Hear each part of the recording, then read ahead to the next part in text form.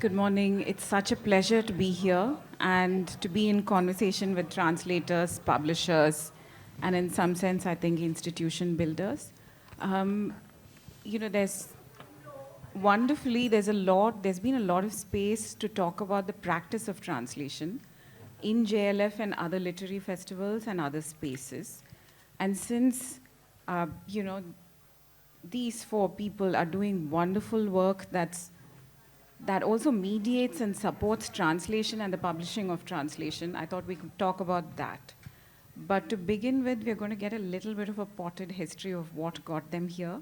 How did they exactly come here to be editing Indian literature or creating Marie spaces and translating books, SALT, TNTB, all of that. So could we begin with Sukrita? Could you tell us a little bit about yourself and how you came to be here?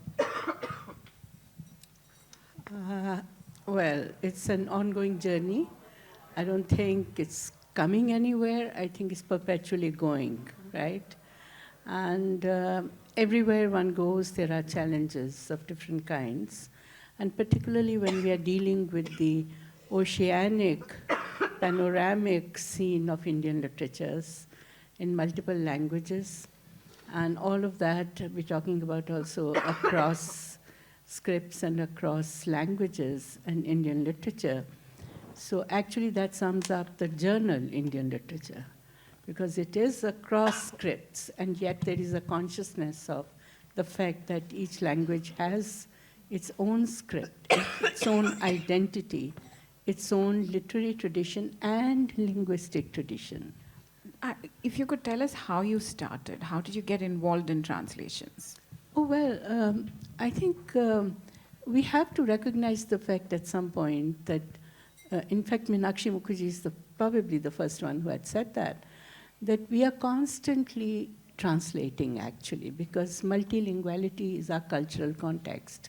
So if multilinguality is the context, then if I'm doing, say, English, even if I'm doing English medium education, as they say, there is a street language that I'm using. There's a domestic context where one is using another language. Maybe within the family there are 2 or 3 languages operating. And then in the neighborhood there would be other languages. There would be Bengali, there would be Marathi, etc., etc. So I have had the privilege of actually living in the context of multilinguality, both in Kenya, where I had Gujarati neighbors and so on, and Punjabi. My mother, my grandmother's lap was purely Punjabi, right? So all the storytelling when I was an infant, because I was left with her when my parents, who were, teaching English, both of them, but I was with my grandmother. So Punjabi came from there, though I was not reading and writing Punjabi. So there was no script in question. It was that orality. And that's another thing. My interest in orality, oral traditions, is very strong. Probably its seed was there. So it's oral traditions, languages that they come into, and then a keen ear for all that, and then deliberate effort to learn Hindi and Urdu deliberately, because from Kenya when I came, I needed to find myself as an Indian. So your language is your identity in a way. And so where was I? I was suspended somewhere. And I was doing things like American fiction PhD, Canadian studies, this, that, very, very happy to do all that at some point as a young person. But I realized that when you really come to the basic question of who am I, where am I going, etc., I needed to come to Indian literature. So the process started like that, and slowly, I think, culminated into my going into translation, realizing that, ordinarily, I am even if I'm formally not a translator at some point, we are constantly translating, So you just become conscious of that, and languages, etc. And then the political movement of decolonization, when it happened in the context of English departments, I was very active at that time. So that also meant you needed translations, right? So but that I'm talking about 30 years ago. Today is a different story, but even today it is valid enough, very valid, because even if we are saying that we are doing translations and we are talking translation a lot, have we ever paused to think what is already translated, is it really properly translated? What is properly translated? First of all, that too we need to understand. What are the politics of choosing material? What is the politics of translation? What is the economy of it? So much to be done. So as an academic, I got interested. Existentially, I got interested in it. And also in practice. My father was writing in Urdu, known Urdu writer. I needed to understand it myself. So one way of understanding a text very deeply is to translate it, because you become very intimate with the text then. So that was maybe another reason why I was doing it. But all of that comes together when I'm right now doing Indian literature, the journal. Because all the languages, I'm getting material from all over the country from so many languages, and I'm conscious that it's translated material, because it has to be done in English. So that's a challenge, a huge challenge. Thank you. So we'll ask you a little more, more properly about Indian literature in the second round. Suchitra, you are actually not in an English department. This is not it's a completely different kind of biography and setting and all of that. Could you tell us how did that happen, science to translation, and you still have a job that, which makes a living for you, and then you also translate. How does all of this work? Right, so yeah, you're right. Do you hear me? Yeah, okay.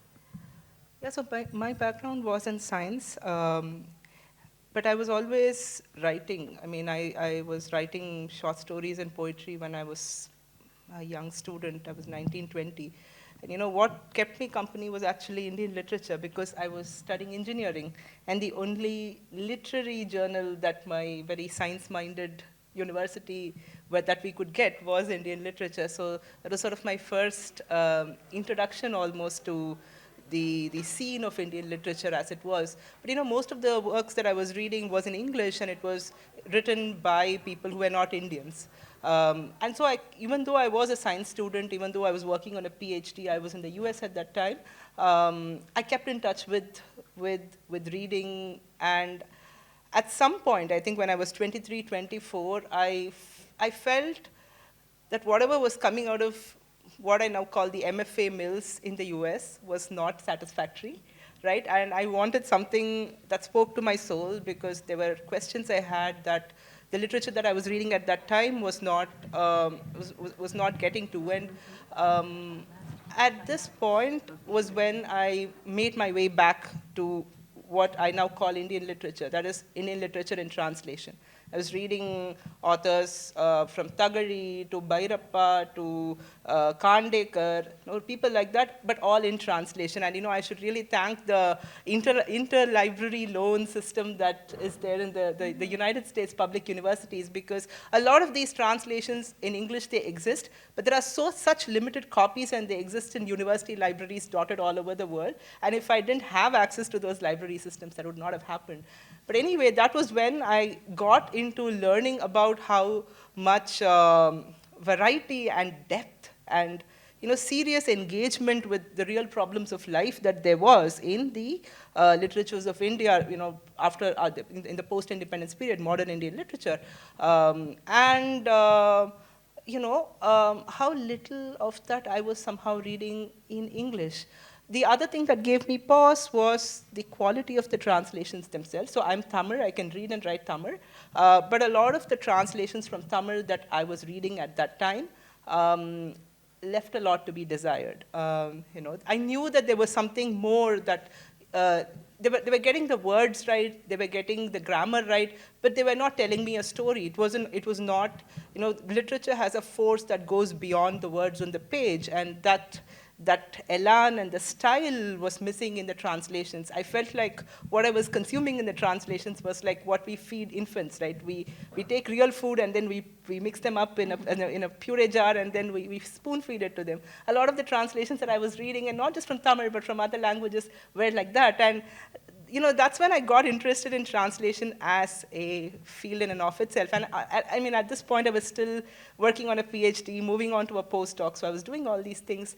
And the proof of the pudding is in the eating. So I tried to see if I could translate a story myself, and when that worked, when it got its readers, when it got published and got an award, I felt maybe, yeah, this is something I think I'm passionate enough about that I can do. So now, while I'm still in science, I'm not a full-time scientist. I've taken a step back in many ways. I've prioritized literature and translation now, and Mori really comes out of those concerns. Fronting translation, but also fronting good translations. Like, I mean, what is a good translation? That's really what we want to talk about. But also, I feel there's a lack of a critical tradition in English. And one reason why translations are suffering is because we have what I would like to call a marketing culture, a book review culture, but not enough of a critical tradition. But strangely enough, in each of our Indian languages in the post-independence period, there has been a very, very strong critical tradition. And that's not available in English. So there's not enough back and forth that's happening between the languages of India and between those languages and English. And so when someone from outside India is looking in, what is Indian literature? Is it Indian writing in English, as Salman Rushdie and people like that were saying in the 1990s? Or is it this the tip of the iceberg, the few translated works that have come out? No, there's so much more. And I mean, we've barely scraped the surface. So it's thoughts like these, I think, that spur Murray, and I was very fortunate to find a like-minded soul in Priyamvada, my colleague, and so with her, we have started Murray, and we'd like to talk more about it. Thank you. Thank you so much. Daisy, I've actually worked with you on books, and met you a few times, but I've never actually got a sense of the story of, how did you go from doing your PhD to translating, actually, and then the journey of continuing to translate, which wasn't all that easy, actually. Could you tell us that? I feel like I've told my story too many times in the last Some year. of us who haven't heard it. So I had an idea, which is that I could tell the story through the people that I'm sitting on stage with, because as Sukrita said, translation is a journey, and we're all on a journey, and we can't know journey is possible without help. And so I feel like everybody I'm here with is sort of part of my journey. And so I want to start with Minnie, who came to the University of Chicago when I was a graduate student, and talked about, where were you then? You were talking about yeah. So she was talking about she had a kind of a wonderful vision for Indian literature and translation about a comprehensive vision, whereas a lot of translation at that point was just kind of random little here and there kinds of stuff. And she wanted, she wanted to take inventory of what needs to be translated, to go for the classics, to go for the new stuff, but she wanted across languages. And I felt so inspired because academic departments really don't prize translation. And although we had A.K. Ramanujan in my department, he passed away soon after I began graduate school, so I had the wonderful fortune to be in a seminar with him on translation and learned some intensely valuable lessons that I carry with me to this day, and I'm always sharing them with other people. The way he spoke was like pearls of wisdom, just the way he said things, you would just remember forever the sentence, even if it wasn't particularly important. Like I remember him explaining to a Romanian translator the American phrase, "There's no such thing as a free lunch." And he very carefully and sensitively broke down the whole sentiment for her, without any laughter or any, just really explained it as a kind of a worldview in the American context. So he gave me that early start, and then he was gone, and to have somebody like Minnie come reminded me of my core desire to translate, even though it was not being encouraged in my academic environment. I did sneak translations into my dissertation, pretty large chunks of text, but I wasn't allowed to submit a translation, for example. I think that is changing a little bit nowadays, but still not enough. Translation was seen as a kind of a side project. And then fast forward to post-PhD, I was teaching at Loyola University Chicago, and our academic system is kind of breaking down, so my job was very tenuous, and I was having trouble, and I couldn't publish my dissertation. Nobody would accept it in US or in India, and Sukrita came to visit our campus, and she was just so supportive, and she actually, I think, pulled some strings for me to get it published at Kata, so that she was responsible for helping me get my first publication, and so I'm so grateful to her, and of course all the, she provides us, as you were saying, with so much inspiration because of her own work, like her wonderful translations, or the book on Ismat Chugtai, the way that she looks at an author as a whole person and a creative person. And then I eventually decided to leave academia. And I hadn't translated for quite a while, but I had a manuscript of short stories by Upendranath Ashk that I had translated, and I had tried to get published in India and in the US, and was roundly rejected everywhere I went. And a strange thing happened. My daughter was about 2 years old, and I was painting a lot, but not doing anything to do with translation or South Asian studies or anything like that. And a young graduate student at NYU wrote me an email out of the blue and said he had translated a play, I think from Urdu, about Jinnah, and he wanted to use one of my Jinnah paintings on the cover. Because I had done a lot of portraits of Jinnah. That's a different story. And so I said, okay, and then we had a back and forth on email, and he started telling me what his dissertation was about, and progressivism, Hindi and Urdu, and so on. And finally I said, maybe you don't realize this, but I once wrote a book about some of that stuff. And he said, yeah, actually, I did know that. And it turns out that he was just using the painting as an excuse to talk to me because I had been so publicly negative about academic work that he thought I might not answer the email. And he was the person who connected me with Sivapriya, who published my collection of short stories. And so, so there's this lineage here for me on the stage, and that brings me to Suchitra. Yesterday I had breakfast with her, and she asked me for guidance, and she asked me for help. And of course I gave it immediately, and I feel like that's because I already felt like I belonged to this tradition with all these women, all these people that had helped me, that of course when the next generation comes along, I am here for you, and I'm ready to give all the advice I can. Thank you. Thank you, Daisy. That was wonderful.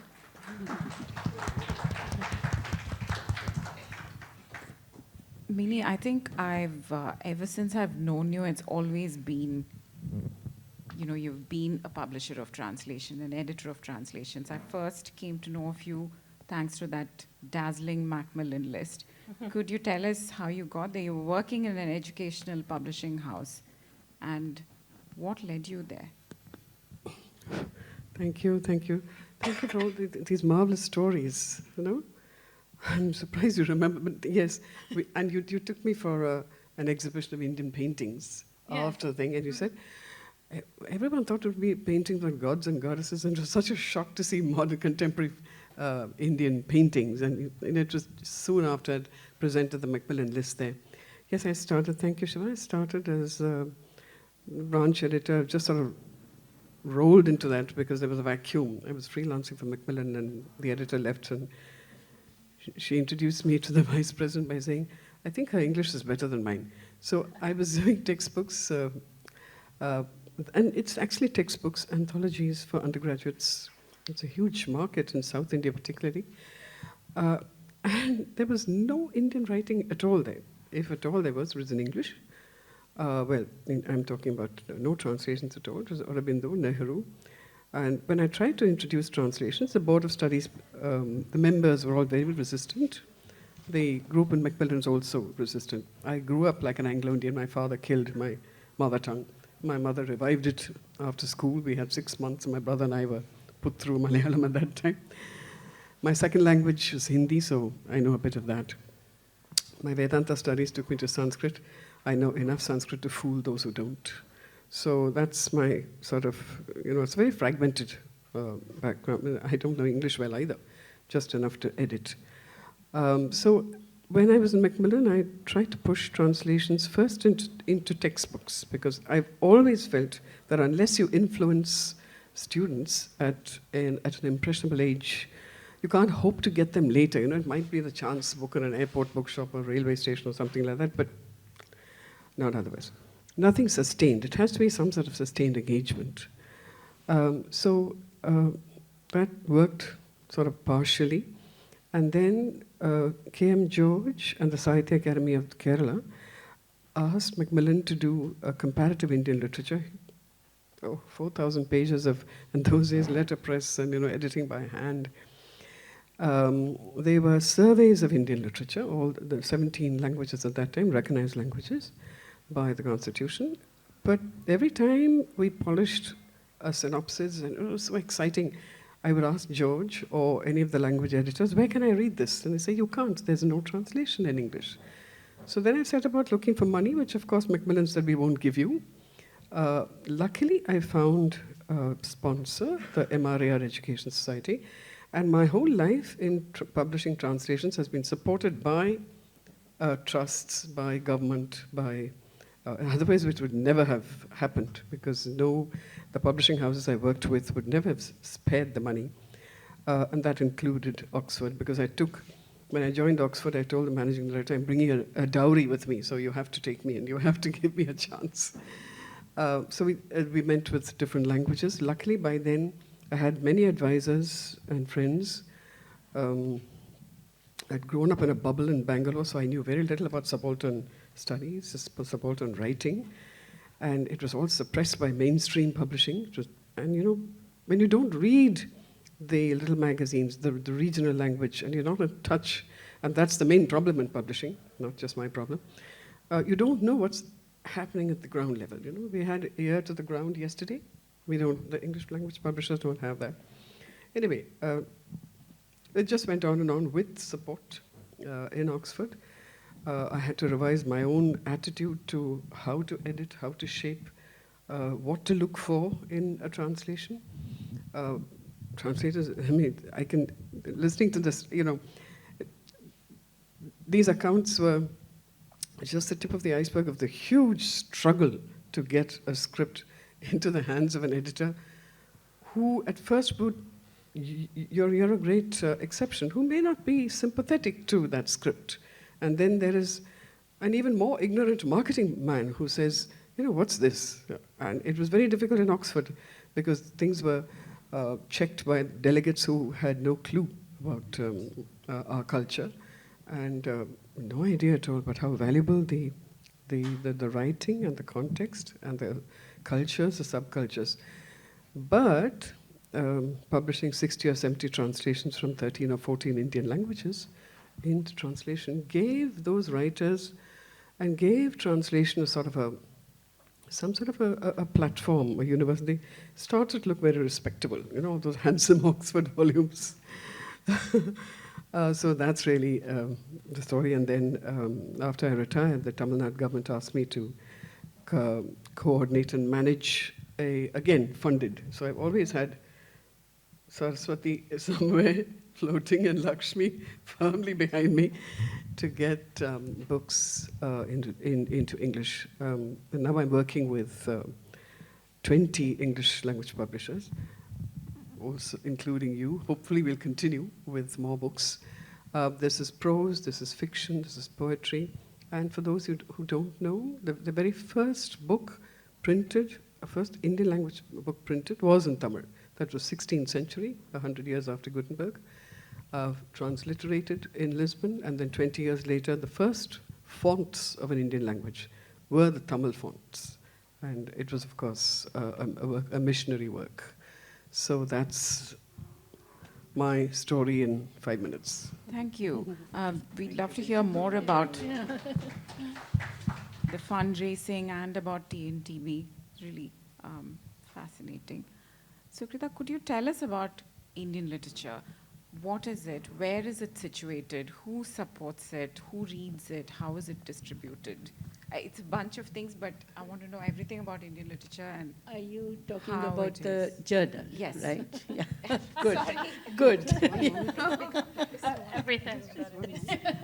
Sukrita, I have one more thing to add. I've sourced material from Indian literature for many of the collections I've done, and continuing to do so for the frontline, for whom I select a short story once a month. So that's the other thing I do. I'm sort of missionary. Wherever I can, I go and say, give translation a chance. Yeah. And the Sahitya Academy is extremely supportive. And I Thank know you. many, one wants to, because those letters come to me ultimately, and one has to give the permission and then it goes to the secretary, etc. But we are sometimes in the middle of, so hectic a schedule, and suddenly you'll have Minnie's, email, which says, I need it urgently, So I urgently, quickly say, yes, given, and then it goes to the, but it's really lovely to see that passion going on, ongoing passion for, 20, 30, 40 years. Yeah, there you are. So, I think it has to have some kind of a missionary zeal. And I really, if you ask me, I honestly don't understand what I'm doing and why I'm doing. I do understand the philosophic, conceptual idea as to why I'm there. But in terms of material, at this stage, I should be I'm retired, and there should be leisure, and I'm also involved in a very big series that I'm doing, Writer in Context series. So somewhere it also ties up with that, right? Because these 12 volumes that are happening with Rockwell, and each one is kind of on an Indian author of one language, and so ultimately we have 12 of these that are happening. Already 5 have been published. So all of it comes together somewhere. The series that we are doing, building up a context through realizing the writers, or by way of essays that we are including in these volumes, basically looking at the context of the linguistic tradition, of linguistic innovation, and literary tradition. Now, how does it happen in English? How do I show the linguistic tradition in English language? So we are making language people get involved, linguistics people tying up with literary critics. And together sometimes, for instance, Daisy, you did an essay for me for, which was part of what you had already done for Krishnan Sopti. Yeah. So we included her essay on translating Sopti. Sorry, right? this is for the Writer the in series. Context series, yeah. If you could tell us about Indian Yeah, literature. so I'm talking about this only because I think that was one pull that I had that kind of made me also get into Indian literature, the journal, because I'd had a feel of what's going on all over the country by dealing with or being in constant conversation with about 16 to 20 people who are editing all this for us. It's a huge project that's going on. Anyway, so Indian literature, yes, the journal is a big challenge, because how does one work out? We are not supposed to be matching with the original when the translation comes, from so many languages. But somewhere, I think over the years, a little bit of a hunch one gets. Sometimes the translation in English is very obviously bad. Sometimes there are language errors as well. But you can see the power of the original. For instance, we got some text, say, in Maithili, a text from Maithili. I could see that there was something, a Hobo language now, Ho language rather. Now, this person had sent some songs from Ho language. And I could see that it was a he, didn't really have hold on English language, while this person knew the original material very well. So that's when challenges come up. You get a feel, you get a hunch of some sorts that is powerful material, but it's the English language that's creating a problem. So then we ask for collaborative retranslation. I've been doing these things for the last 1 year that I've been there. So it's all translations, trying to get variety as much as possible. Every issue of Indian literature does carry translations of at least from 6 to 7 to sometimes 8 languages, right? So mostly the bulk of material that we get is in original English. But the charm in this particular, of doing this particular journal is that it's short stories, it's, fiction, it's poetry, it's also critical material. Right? So, and wherever there is some kind of a dearth in some, from some language, I have been also writing to people. So over time, one has come to know of a lot of people who spread all over the country, who are in English departments and have this other language of the region. So make them, give us something. So forgive me for asking you what will be a kind of simplistic question, but where is Indian Literature, the journal, housed? Who supports it? What's the institution that houses it? Well, Who it's funds Sahitya it? Academy, and it's funded by Sahitya Academy, and therefore government-funded thing. The beauty is that, the 2 rooms that we have, Indian literature rooms, they're quite isolated. There are things going on all around, but nobody comes in unless it's to do with Indian literature. So we are kind of an oasis there, no matter what kind of melas are going on all around, we are working. And there isn't any interference of any kind. If we want any expert advice, we reach out to people. So that's the beauty. Distribution, yes, there are problems because it's very typically, still not online. No, there's so many things that need to be done. Turn it in the anti-plagiarism software is not there yet. So, lots of problems, but we are trying to reach there somewhere by, and the design, etc. We don't have any designer for the cover. I've designed nearly 10 of them right now, and an amateur, but I've been doing it like, just some kind of a fling, and I do it. So the journal goes out to government libraries and No. Subscribers. Only There are subscribers. I know about the subscribers. subscription Yeah. because I have been a Yeah. subscriber. Yeah. But where else does it go? How does it? It's not distributed free, but yeah, I have 40 copies free, 40, right? So whoever comes to my office, whoever I feel needs to be given one, I would do that. But otherwise, that side is lacking as yet. We need to distribute it more. More people need to subscribe it. Not giving it free, but just subscribe. To the journal. We need to reach out to people. To some extent, it does reach out because Suchitra read it. It was a great resource for her. So It's, JSTOR, it had discontinued 10 years ago, or 10 or 12 years ago. I'm restarting it now, so it's going to come back. So certain things we're trying to, it's kind of multi-pronged program right now for me. Yeah. both publishing a Pushing. journal and also Looking into that. making sure. And whatever help that we have in terms of assistance, it's always rotating and moving on, and some new people coming in, you train them.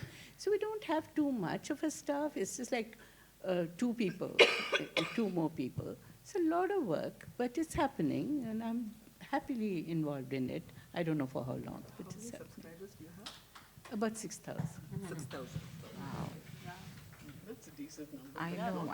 And a subscriber only, it also means that there are other people who are reading it, right? For every issue that's subscribed.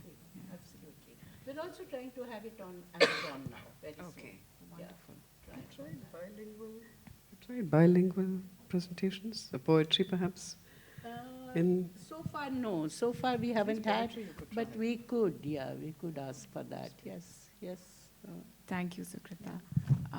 Suchitra, so tell us about this amazing thing that you've instituted, Mori Spaces. What is it? How have you guys managed it, you and Priyambada? So actually, Mori takes off, like I said, one inspiration was Indian literature because I grew up Tell reading us it. also what Mori is. Sure. So Mori is, it's an initiative. Right now it's a trust, a non-profit trust that Priyamada and I have set up in the service of Indian literatures. And when I say Indian literatures, it's the literatures of India and all the different languages with English as the link language. So while we front translations through English is one way of connecting all these literatures, we also want to put up content in each of the languages. So let's say you are a Bangla speaker and you want to know about Tamil literature. You can read an article in Bangla and Tamil simultaneously. At least that's the dream that we have. That's what we want to try and do. And I think, with book publishing, that there might be barriers to that in the age of the internet. What we hope is to cultivate a pool of dedicated translators and literary people from each language who do this. And one of the things we want to do is have a model where we pay the translators a fair deal. So we hope that this will encourage more people to take up translation, even if they're doing it as a side gig. As long as it's paid, I think it will make more people enter the field, and then we can have all of this content up there. But just to back up a little bit, when I said what we would like to do is something on the lines of what Indian literature has been doing. Indian literature was a book. I think it came out every month. It was a month. Bi-monthly. So this, when it has some great aspects because of the fact that it's a book and some limitations. With a website, there's so much more space that you can have for content, and you can draw so many more people in, particularly younger people. So that's one reason why we want to do this all online. But really, two of the major goals at this point, one is to front literary criticism. So we want to translate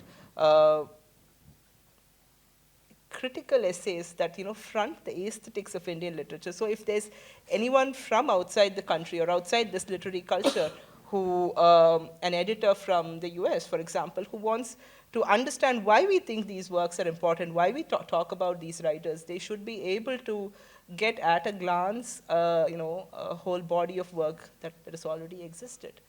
And two is to cultivate a set of individuals, translators, critics, reviewers, writers, a literary culture almost. And to that end, we've been trying different things. One is the Muri Prize, which is a contest that we've been running for the second year in a row. And this year, we opened it to all the languages of India.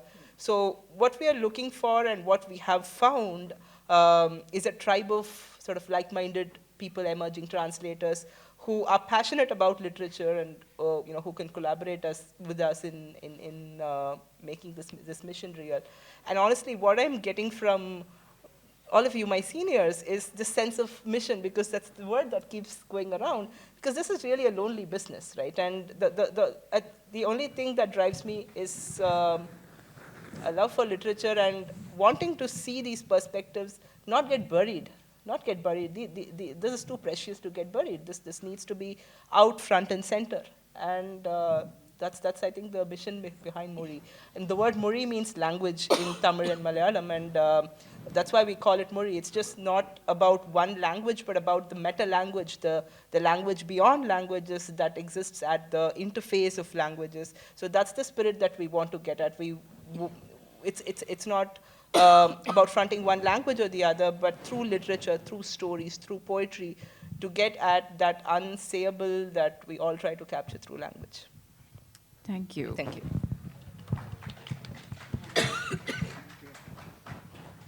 Because we do need younger, newer kind of spaces and models, yes, and energies to be carried forward.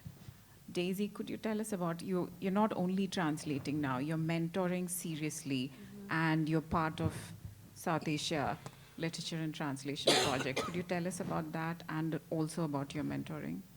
Yes, so South Asian literature and translation is a pretty brand new thing, maybe the same age as Mori, right? Do you think it's like neither of them are a year old. I'm on the advisory board, and it's run by Daniel Hahn, who's in the audience, and Jason Gunabam, the Hindi translator. And it's run out of the University of Chicago because Jason teaches Hindi there, so it was a natural fit. And the point is, this is a kind of multi-pronged effort to help bring more translations of South Asian literature into the United States publishing environment.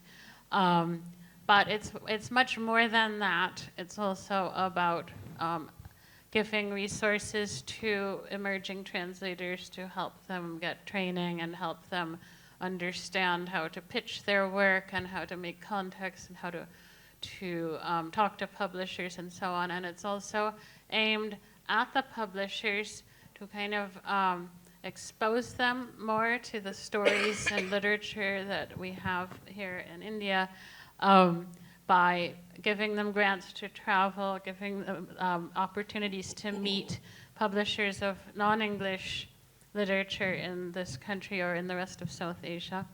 And I think there will also be grants to the publishers to help them pay for publishing South Asian literature and translation. So there's many aspects to this. There'll also be a summer school in Sri Lanka this summer where that people can apply to, emerging translators can apply to have an intensive week of workshops and translation with in different languages. So there'll be, I think, 6 different sessions going on simultaneously and this is based on a model that Danny has been really involved with in the UK, where you have an author from a language like Hindi or Tamil working with the workshop to translate their work. So somebody who hasn't been translated a whole lot and will work with these young translators to try to actively engage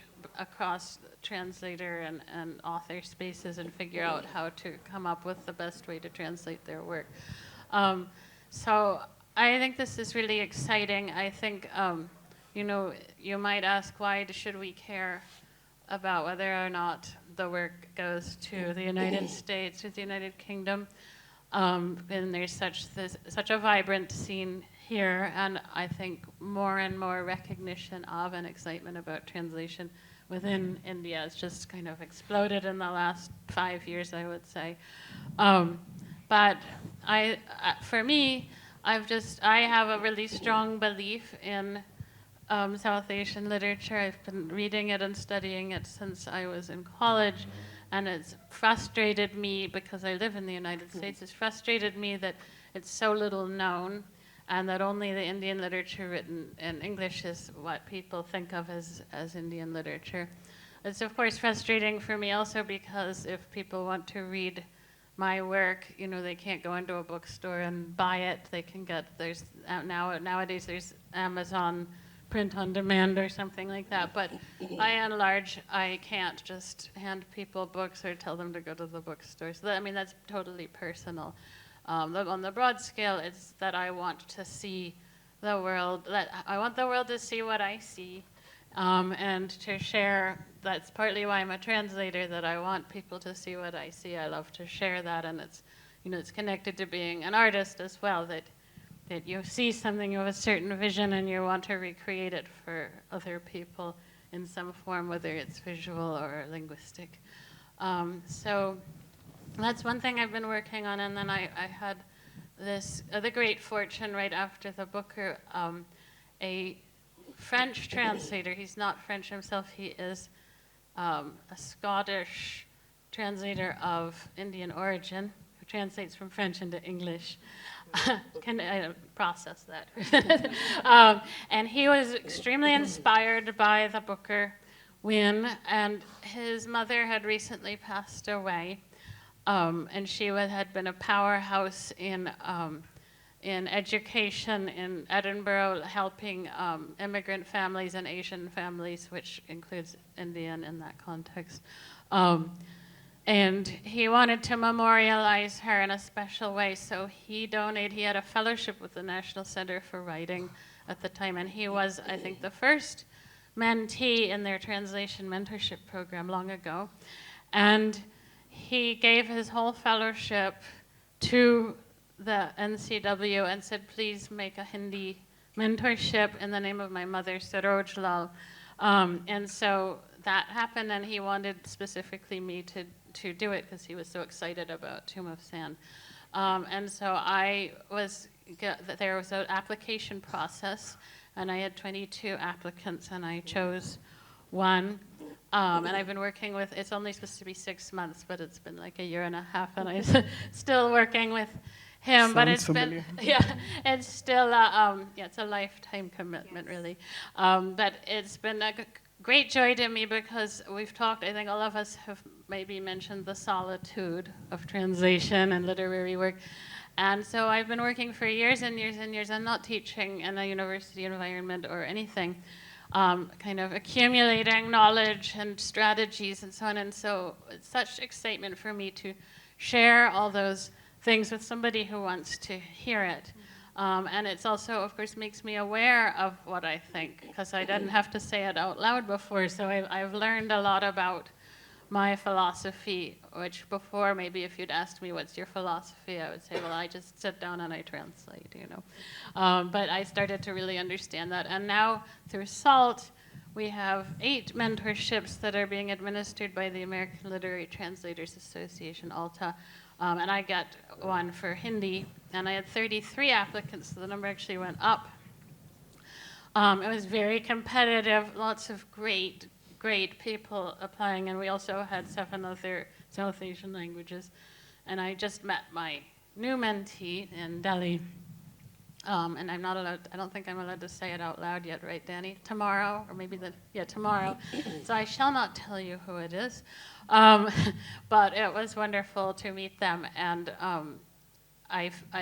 and to do these workshops, because we were doing workshops, SALT workshops, with Ashoka students. I and Rakshanda Jalil and Danny each had a group, and we had half Ashoka students and half other students from Delhi area universities. And it was very intense and very exciting. And I think everybody was just 100% into it, and I felt like we were building a community. We weren't just giving them tips for their translation. We were teaching them how to be a translation community and how to reach out to each other and to critique each other's work in a caring way. And it was just a wonderful experience. And so I love passing on whatever I can to younger, or sometimes they're not actually younger because emerging is a carefully chosen title. People who are starting out their translation journey. Thank you, Daisy. I'm sorry we've run out of time, but Minnie does this amazing work of working with the Tamil Nadu government to support the translation and publication of, specifically publication, which therefore supports translation of translations. Sorry, I don't think I've made sense of the sentence, but perhaps we can talk to Minnie outside. Yeah. But thank you so much. Thank you, everybody. Thank you so much. I would like to thank Suchitra Ramachandran